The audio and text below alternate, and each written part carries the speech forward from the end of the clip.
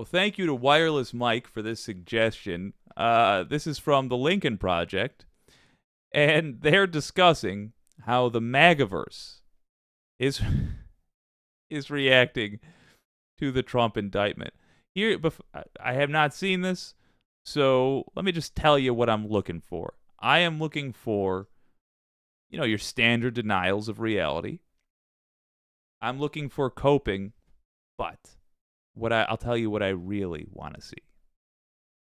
I want to see them talking about just breaking early and talking about other candidates in this.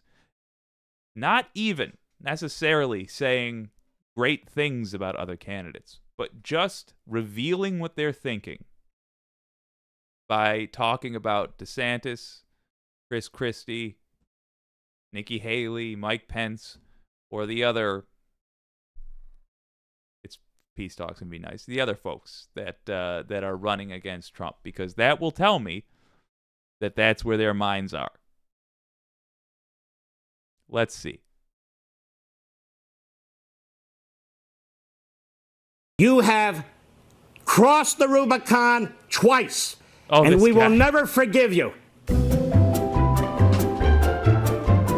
Exactly how many times can they frame Trump? History will record today as the day that we cease to be a democratic republic. We don't have a republic anymore. This is the banana republic. Joe Biden should be impeached. Joe Biden mishandled classified documents much more severely than Donald Trump. Joe Biden is the crookedest crook that's ever been in the Oval Office. He's trying to take out his political opponents using the executive branch. This is what Putin does.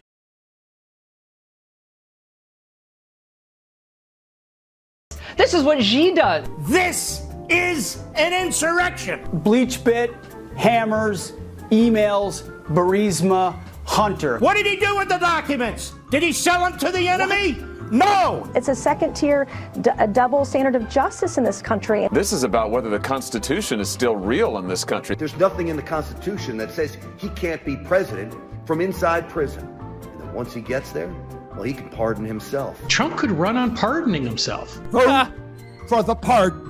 Vote for the pardon. Yeah, the good old pocket pardon. The hashtag, vote for the pardon. This is about whether any American can expect the due process of law. Think about the people whose lives have been ruined by this unending pursuit of Donald Trump. To punch in the face, not just us, but Washington and Adams and Jefferson and Hamilton and everyone who came after. Lincoln, everyone who died on the field at Gettysburg to save this nation. That is who is being punched in the face right now.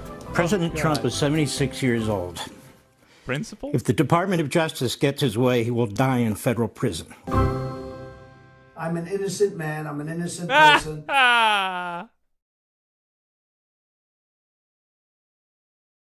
What an ending. We didn't get much of it. Didn't get much. Didn't get a talking about the other Republican candidates. Oh well, we did get them really, really angry at Biden, and we did get them talking about the election. Good. Yeah. That's about right. That was just a word salad from that one guy. Bleach, hammer, Burisma, Hunter.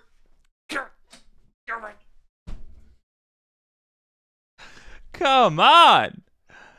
Oh, my word. Great suggestion, Wireless Mike. First of all, thank you. Second of all, not a hell of a lot of folks saying, well, this case doesn't add up. I don't see how they're going to prove this. Not a lot of that, huh? Not really. I've seen him say that you shouldn't be going after Trump because Trump was a president. Because of this job he held. He can't be, this is an insult to Gettysburg? What? By the way, I surely do believe that that person was real careful about not saying that the Confederates were the villains. Heads up, the Confederates were the villains. They were fighting to keep people in chains, and this isn't an insult. This is a matter of my political stance, and I am informing you of it. They ought to have been shot in the skulls with the musket balls that they were. Why? They were illegally imprisoning people. Now, to go to that chaotic part of the chaotic good, John Brown, baby. They should have been shot even when they were legally imprisoning people because the law that was on the books was unjust. Those Confederates.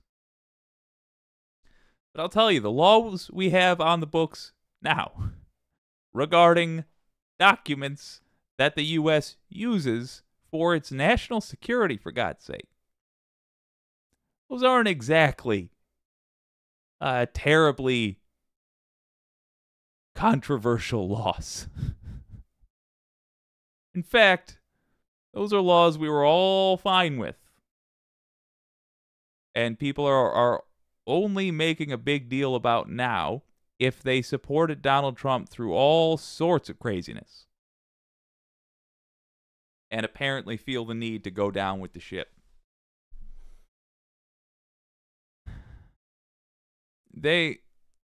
In that supercut, what I saw was a bunch of people talking about how Trump's position as president, former president, I hasten to highlight, Trump's position as former president should, for some reason, mean that the law doesn't apply to him. I did not see them saying that he didn't break the law. I saw them advocating for a two-tier system of justice. A phrase which was on their lips constantly not long ago, and I'm sure will return because they can't help telling on themselves. I ask you, from whatever side of the aisle you're on, I ask you to examine the reasoning folks are using for what they say is right and wrong. And I'll tell you, a lot of folks think politics is complicated. It's not. I'll tell you how to make it simple for you. Look at the reasoning people are using. Ask yourself, does this apply to everyone?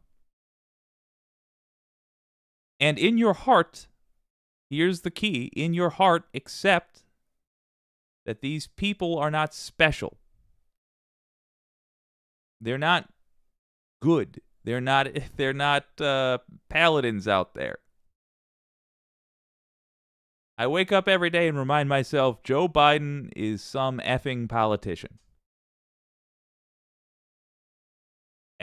Bernie Sanders, I think he's a good egg. If somebody offered him $1 billion to retire tomorrow, would he? Maybe. But if he did, I don't think he would come out and say, listen, look. They offered me $1 billion. I'm taking it. Good luck.